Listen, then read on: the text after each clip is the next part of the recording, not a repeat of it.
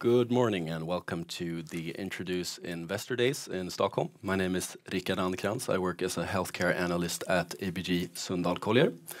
I'm very happy to present the CEO of Orexo today, Nikolaj Sörensen. So the stage is yours. Thank you very much. So it's great to have a Monday. Last week became unexpectedly dramatic for Orexo, at least from a share price perspective, and I will return to that a little later, in an otherwise quite undramatic week from our perspective. I'm here to talk about Orexo. Orexo, we are a pharmaceutical company, and what we're really good at is what we call drug formulation technology, so reformulation of existing products. That means that how can you optimize the uptake of a pharmaceutical in a different way that it works. And in Sweden, I think some of you would know that you have different brands of Alvedon Novum, for example, which is a faster uptake. And that's kind of what we're pretty good at, is redesigning pharmaceuticals so they work in a better way. First, a very short introduction to the company. So what we have done is, based on our technology, we have brought 4 different products to the market. Today, 3 of them are still generating revenues, and the 4th one have been divested from the company. That set us a little apart from most other Swedish companies, that we actually know what it takes to take a product all the way from idea to the market. The big focus for us today is the opioid addiction market in the US, where we have Zubsolv, and I will spend quite a lot of time on Zubsolv in a few minutes. But maybe just some highlights on the company. I think another thing that really sets us apart in the Swedish landscape is that we're profitable. We have been profitable since 2016. We have a pretty strong cash position. We have nearly 700 million on the bank account. And we've seen our profitability is improving year after year for the last 2 years. And I'll come a little more back to the financials. So just a short step back in history. When I joined Orexo, or became the CEO, the big focus for us was the launch of Zubsolv for treatment of opioid addiction in the US. We were not profitable and had not been profitable on a full year basis. So with the exception of a few quarters, one of the targets I had was to secure profitability and to ensure that we had what we call a sustainable business model, meaning that our own revenues that we control is enough to create a profitable company which we can then feed into R&D or in other investment areas. We reached that in 2016. So last year we said, okay, now we reached these targets. What are the next steps for the company to take this next step up in the S-curve? And one of the things that is important for us is we do have a subsidiary in the US. We have our own commercial infrastructure, but it's not really fully occupied, you can say. We have much more scale to generate out of that, so leverage the scale of that organization. So we have a target of broadening our commercial platform, both through working with our own pipeline, but also through business development, and that's where the cash position comes good in hand. That said, we're of course not here to jeopardize our profitability, and some of the things we're working on, and we have this turning every stone concept in our production of Zubsolv, is how can we improve the performance of our subsidiary in the US, and in particular the profit contribution from Zubsolv. And as we're selling nearly 400,000 tablets every week, then you don't need to be a mathematician to understand that a few cents in additional savings on the manufacturing cost will generate quite a lot of money on the bottom line. We are working on a broad pipeline, and we have made some good progress during 2019. So we do anticipate that within the next 4 years, we would have at least 1 new product coming out of that pipeline. It could very easily be more than 1 also. I think right now it could easily be 3 products. So coming into the pipeline, today I said we have Zubsolv. We also have 2 products, Abstral and Edluar, that are generating royalties. I will flag for those of you who are looking into the company that in particular the Abstral revenues, a lot of the royalties will cease after 2019 as the patents will expire on that product. For Edluar, we will see that in some markets, but in a lot of markets we will still generate some income, and we will still generate income from Abstral also, but not from the main market, which is Europe. Zubsolv, however, has a patent life until 2032, so we have pretty long perspective on that. And now you can see we haven't said rest of world, but we do have a partnership in Australia. It is about to get prices in Australia, and then our partner in Australia will launch it. If you look at our pipeline, I'll not spend that much time on that today in favor of time. The most advanced one is what we call OX124. That's a nasal spray for overdose treatment of opioids. What's unique with that compared to the other products that we have in the market today, or it's actually only 1 nasal spray, is that this is much more powerful. And we've shown that in clinical trials in a head-to-head study against the other product, that we have a much faster uptake, it's a much more potent, and it will last longer in the body. And that's something we really have searched for, because what kills people today is not heroin. Heroin also kills, but what people really die from in the US is fentanyl overdose, and fentanyl is much more potent than heroin, so we need something stronger, and that's what we have here. Nalmefene is targeting the same, it's a different molecule, it's a little more longer acting.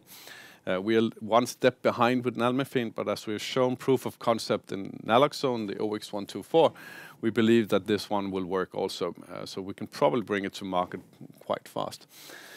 Then we have our next product that will generate data, that's ketorolac. Ketorolac is actually a known painkiller since many decades back. It's an NSAID. It's the most potent NSAID. And NSAID is the same as you have in Ipren and Alvedon in Sweden, or ibuprofen, paracetamol and others. But this is much more potent.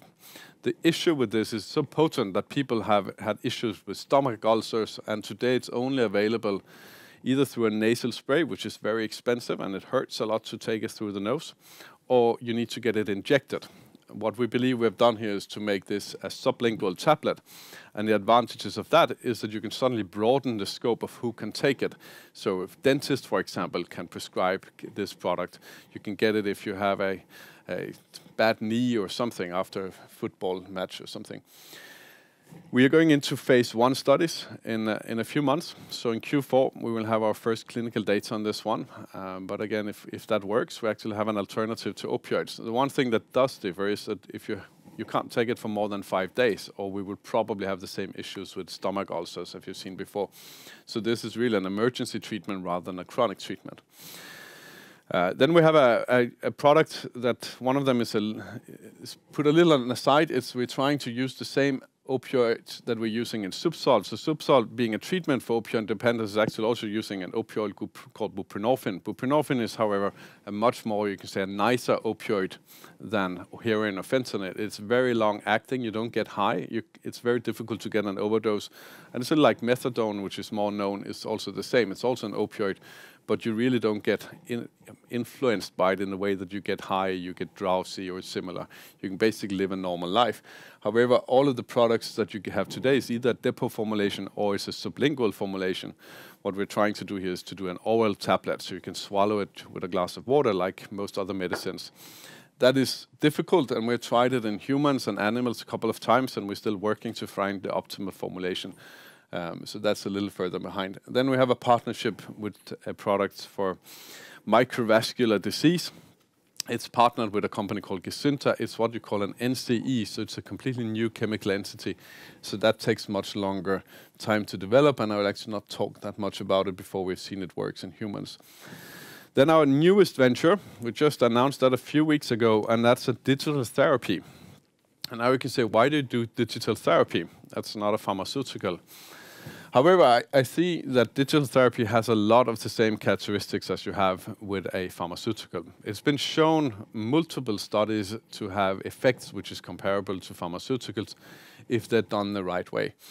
We have seen that the US payers, and even in Europe, most lately Germany, has to have a legislation where you reimburse these digital therapy in the same way that you reimburse any other therapy, so like a specialty pharma product. We've also seen that for it to have an effect, you need to do more than just download it on App Store. You actually need to have a combination of the application and the intervention of a physician or a nurse or similar, or therapist. So you need to work with the pharmaceutical or with the doctors, just like you have to do with a pharmaceutical. And that's why we think we can add value. Coming in with a product that is more, you can say, adapt to the individual patient.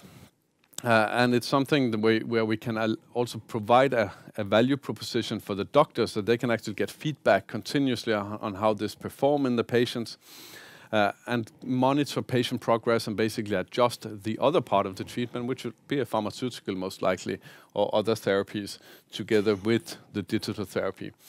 And if you look at Gaia that we worked with, and we actually looked at this since middle of 2017. So we scanned the market and we found that Gaia probably have the most advanced platform today.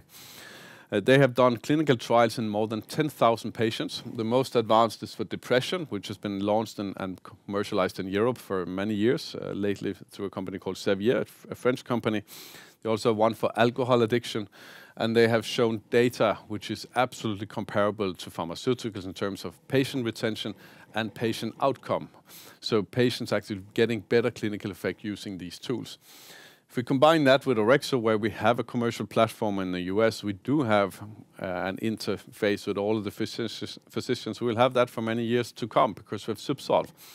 We actually have a unique company. They would claim that they are world leaders, and so far we haven't found anyone who has just remotely close to the same data to show that they can develop digital therapy within the CNS space as they have. And at the same time, we set us apart from many other digital companies that we have an infrastructure in the US that can commercialize this to the physicians. So this is very exciting. At the same time, I will also say that digital therapy is it is in the infancy. We are still working to find the business model that will work. But I'm absolutely certain that in 10 years from now, if you go to the physician with a CNS disorder, there will be a digital element into that treatment. The question is just for us, can we find a business model that works, and how do we get it out in an efficient way? And of course, the barrier of entry for other companies is not that high.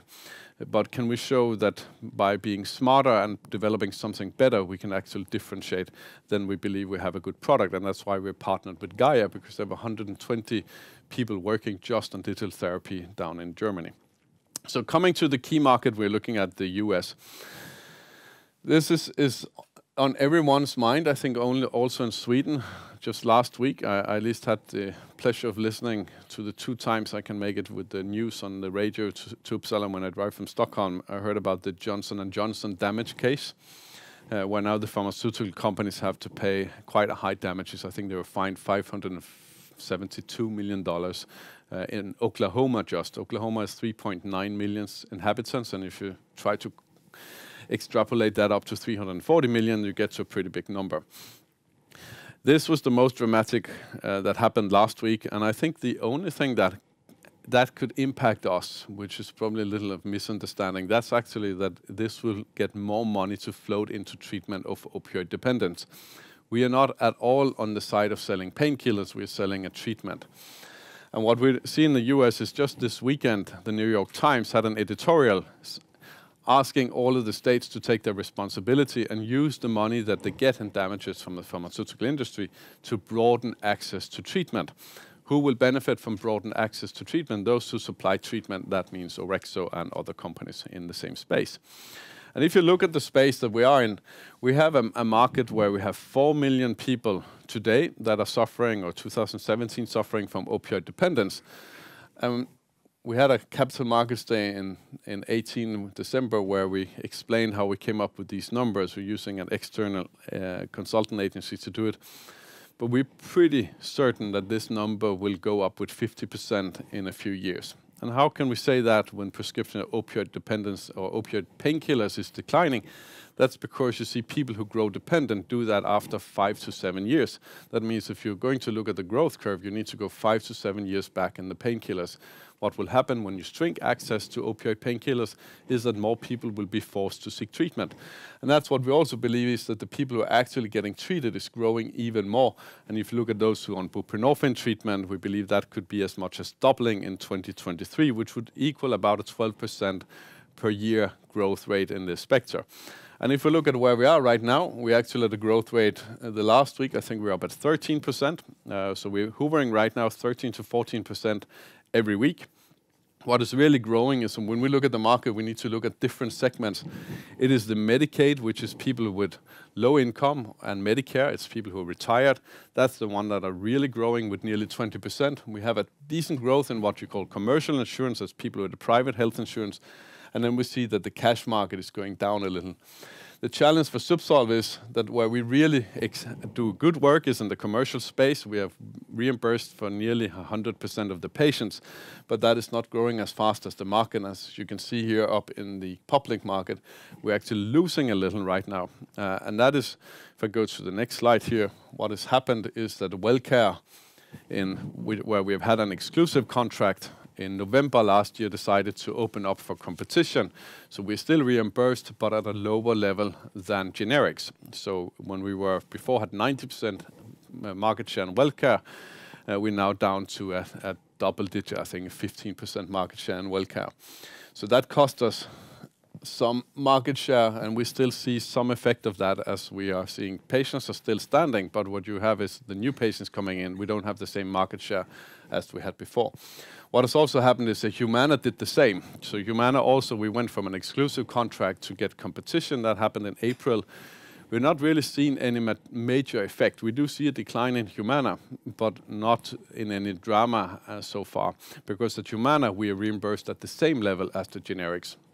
And since July 1st, United Health Group has not changed the formularies. On the formulary, we are still exclusive, but we have understood that they do provide access to generics. So for patients who are asking for generic, they can now get generic through Humana, even though their formulary official says that we're still exclusive. So that has caused a little of a turmoil, and we have a slight downward trend. However, what is important in the sales of Zubsolv is that for particular WellCare and Humana, we are earning much more money on these contracts than we've ever done before, because we're paying much less rebates. So the net contribution from WellCare, even though we went from 90 to about 15% market share, is still positive. Net contribution from Humana is very positive.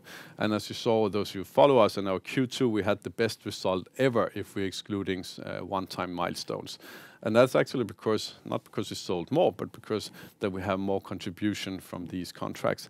And that will, of course, continue. Another big drama in our space is that in February, I think it was, the big market leader, Suboxone Film, was exposed to generic competition. And we now see just a few weeks ago, or a month ago, the generic film overtook the generic branded market. So what we've seen is really that a dynamic within the 65% of the market that belong to Suboxone Film, where the generics have taken quite a lot of that market share. How does that impact us? So, of course, having generic competition, you would normally expect to have a price pressure. But what we need to remember is that the generic tablets, and we also a tablet, but we have a branded and we are patent protected, but there are generic tablets in the market and has been that since 6 months before we entered the market. So that we're competing with generics is not really new. But what we do see here, of course, more generics, but we also know that the generic film will probably never reach the price of generic tablets, because film is much more expensive to manufacture. And that's where we are right now. We see that the film is much higher priced than the generic tablets. So what is it, if we're just looking ahead for us? I think what is still the key and where we have an obstacle to grow and protect our market share is that in the public space, we are not reimbursed to the same level as the generics and Suboxone Film. So what we really work with right now is how can we broaden the access to treatment, not only for all of the patients, but also for Zubsolv in particular. And if we look at the trend right now in the US, we see more and more of these public plans are actually opening up for reimbursement of all products. And most lately in New Jersey, we saw in the editorial from New York, in New York Times, they talked about New York also. There is a bill that has been voted for in Congress by both Democrats and Republicans to open up market access in New York. If that happens, it will be a market worth $100 million gross, that we'll see before rebates, where we today are not reimbursed at all. So we don't have anything in New York, but if they open up, it will be $100 million worth of market. And that's the trend that we see right now, is that we see opening up for different, or for Zubsolv. And if we can just get a level playing field, we have seen in CVS Caremark, where we were opened up in the beginning of the year, we have seen that in Ohio, when we came into early in the year, that we are gaining market share. If we can just get access at the same terms as the competitor, we can get a higher market share. But right now, we do suffer from having less market share in the fastest growing segment. But I think there are good hopes. And what you would normally see in this market is that the branded leader who's seeing generic competition will lose its market access contracts. And what Suboxone has today is a lot of contracts where they say, we pay you this rebate if you don't reimburse other branded products. Other branded products basically just means Zubsolv. So if we don't reimburse Zubsolv, we will pay, as Indivior, who's marketing Suboxone Film, a higher rebate. But as you now have generics, you're likely to see that the Suboxone film over time, their contract will disappear, and we will hopefully have access to come in. And I just have 2 more pictures. So looking at our financials, what we have here is the last 12 months, and what you see in the parentheses is actually the last 12 months a year ago. So we have seen a good growth in group revenues. It's really been driven by Zubsolv, increased contribution from Zubsolv. We have, of course, been helped a little by the dollar also. Our EBIT, which is where we spent a lot of time, is to improve profitability. It's gone from 115 to 155. And that's really driven by the US, where we see our US EBIT contribution is going up from a year ago, 132 to 277 million, and more than 100% growth. And what is driving this is 2 things. First of all, top line growth. We are, if you look away from the volumes, we're also having a price increase. We increased the prices with 4% this year. But also our gross margins is improving dramatically due to lower cost of goods. And our cash position, which is important for R&D and for business development, is now 700 million. And we do have a bond, which was on 325 million. We paid off 30 million in August, so it's a little less right now. But we have a very strong cash position. Just back to the profitability, and this is really the curve I'm most proud about, is how we have improved the US profitability. And if we look at the latest quarter, we were more than 40% profitable in the US. Just looking ahead, we are in a space where it's a growing market, no doubt. This market will grow. The big question is how much market share and how can we participate in this market. We now have 2 bets right now. We have Zubsolv and we have digital therapy, and actually we also have a pipeline. So you can say we have a couple of more bets into this market.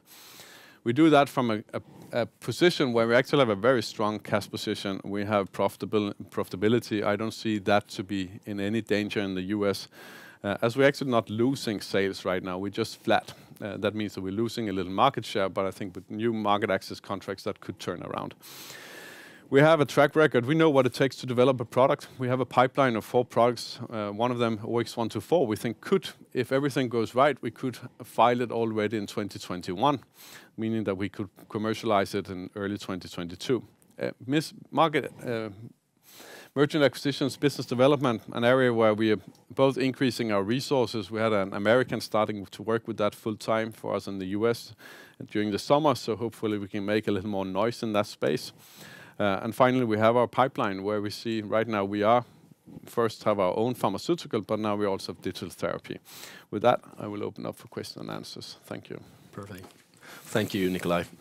So a key focus for Orexo going forward is expanding the product pipeline and looking at the product portfolio with new assets. So are you evaluating earlier or more late-stage alternatives, and how do you think about capital allocation in general, given your large cash position at the moment? I think it's important to say that we have made it to become a profitable specialty pharma company. We're not a research and development company. That means that to go into early stage, we do that, but we don't do that in a way that we jeopardize our cash position. Because at least I was recruited, and that was a strategy for the board. We don't want to be in a situation where we need to raise cash every 6 to 9 months to finance our pipeline. You have to create a situation where you can finance that on your own. That strategy still sticks. That means that some early stage projects is simply too big for us to take on. But we are looking at some early stage projects and see how can we find creative solutions for that. Because it's simply easier to find early stage products and it's a little less upfront. But our focus is really on late stage and commercial assets. And now also digital therapy is an area where I cautiously move forward. So it's important to know that what we're paying Gaia is actually a co-development program. We don't pay any big upfronts to Gaia, but we do pay part of the development, and we manage the clinical development for full. So what are you looking for when you're evaluating M&A, potential M&A candidates? I think the dream for me is to find someone who are a little like us, a little subscale in their commercial operations. And by putting the 2 together, you see great synergies in the commercial space, which could both improve our profitability and the profitability of the target that we're looking at.